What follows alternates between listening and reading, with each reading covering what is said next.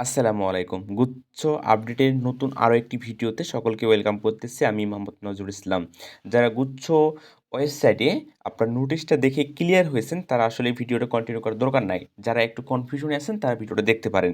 এখানে বলছে আগামী ১২ জানুয়ারি ২০২৫ তারিখ হতে প্রতিটি বিশ্ববিদ্যালয়ের নিজস্ব ব্যবস্থাপনায় শূন্য আসনে ভর্তি বিষয়টি প্রক্রিয়াধীন।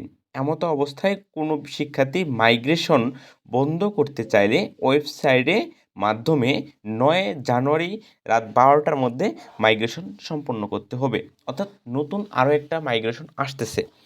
এখন এই মাইগ্রেশনটা আসলে কি ভিত্তিক হবে? অফলাইনে হবে নাকি অনলাইনে হবে?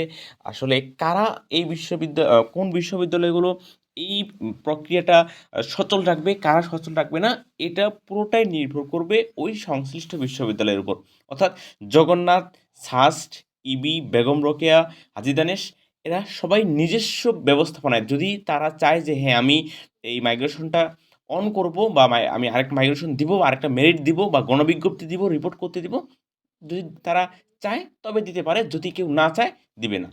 যদি তাদের আসন পূর্ণ থাকে, তার মনে হয় টোটাল বিশ্ববিদ্যালয়ে আসন ফাঁকা আছে ১০টা, তাহলে দিল না। যেমন বেগম রোকেয়া এর আগে ঘোষণা করছে তারা এই শিক্ষাবর্ষে ২৩-২৪ শিক্ষাবর্ষে আর কোনো মাইগ্রেশন দিবে না। তার আগে ঘোষণা করছে এবং তারা ওইভাবে আসলে কোর্স প্ল্যানটা সাজাইছে।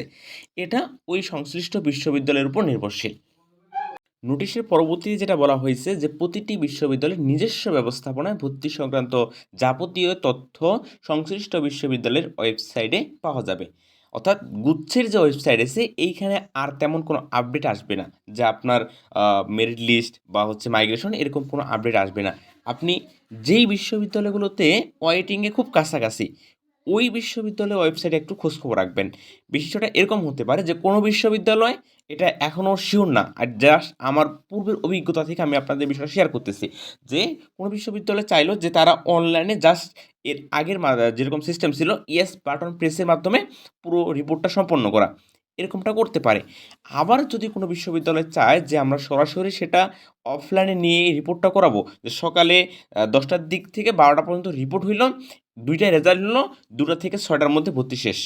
এরকম প্রক্রিয়াও আমি দেখেছি। গত ২০-২১ বা ২১-২২ দিকে আমি এরকম প্রক্রিয়া দেখেছি যে ১০টা থেকে ১২টা পর্যন্ত রিপোর্ট হইল, যারা উপস্থিত আছে তাদের ২টার দিকে তাদের রেজাল্ট দিয়ে দিল এবং ২টা থেকে আপনার ৬টার মধ্যে ভর্তি প্রক্রিয়া শেষ। অর্থাৎ ওই সংশ্লিষ্ট দিনে আপনার কাগজপাতি এবং হচ্ছে আপনার টাকা পয়সা সব কিছু নিয়ে আপনাকে ক্যাম্পাসে যেতে হবে। আর এটা কবে দিবে, এটা যদি আমরা আপডেট পাই তো অবশ্যই আমি জানাই দিব। তবে আপনারা যে বিশ্ববিদ্যালয়গুলোতে আপনার ওয়েটিং এর সামনের দিকে আছেন, এটা খোঁজ নেওয়ার দায়িত্ব আপনার নিজস্ব। যদি আপনি খোঁজ না নেন, দেখা যাবে আপনার পরে যারা পজিশন আছে তাদের চান্স হয়ে গেছে, আপনার খোঁজ না নেওয়ার কারণে চান্স হয় নাই। এবং ওই রিপোর্টটা ওই সময়ের মধ্যে না করতে পারলে পরবর্তীতে আর করার কোনো সুযোগ নাই। হয়তোবা তারা আরেকটা মাইগ্রেশন দিতে পারে কিন্তু আপনি আর করতে পারবেন না।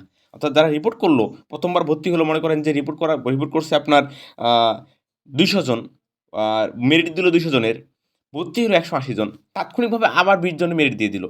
কিন্তু ওই জায়গায় আপনি যদি রিপোর্ট না করেন, আপনাকে পরবর্তীতে আর কনসিডার করবে না। এই হচ্ছে বিষয়। আর এটা কোন বিশ্ববিদ্যালয় দিবে এই প্রশ্নের উত্তর হচ্ছে, এর আগে যেটা আমি বললাম যে বেগম রোকেয়া তারা বন্ধ করে দিয়েছে এর আগে মাইগ্রেশনটা। যে তারা মাইগ্রেশন দিবে না। যদি কোনো বিশ্ববিদ্যালয় চায় যে হ্যাঁ, আমি এই যে এই প্রক্রিয়াটা জন্য যে আমার টাকা পয়সা বা লোকবল আছে, হ্যাঁ, আমি মাইগ্রেশনটা দিব বা আমার ক্যাম্পাসে পর্যাপ্ত সিট ফাঁকা। আর যদি কেউ মনে করে যে না, আমার কোর্স অনেক দূর আগায় গেছে, আমি মাইগ্রেশন দিব না, সে দিবে না। এটা ওই বিশ্ববিদ্যালয়ের উপর পুরো নির্ভরশীল। এটা অন্য কেউ ফোর্স করবে না। আবার এই জায়গায় কেউ আসে কমেন্ট করেন, "ভাই কেন দিবে না? আন্দোলন করব।" ভাই এটা নিজস্ব বিশ্ববিদ্যালয় স্বায়ত্তশাসিত। সবার কোর্স প্ল্যানটা আলাদা, আলাদা। এই ক্রেডিট সিস্টেম হাবিজাবি এগুলো আপনার হয়তোবা এখন সবকিছু বুঝবেন না। এই কোর্স প্ল্যানটা সকলের ভিন্ন, ভিন্ন। যার কারণে যে বিশ্ববিদ্যালয় চায় তারা দিবে, যে বিশ্ববিদ্যালয় চায় না তারা দিবে না। আসলে নির্ভর করে যে কত সংখ্যক সিট ওই আসনে ফাঁকা আছে।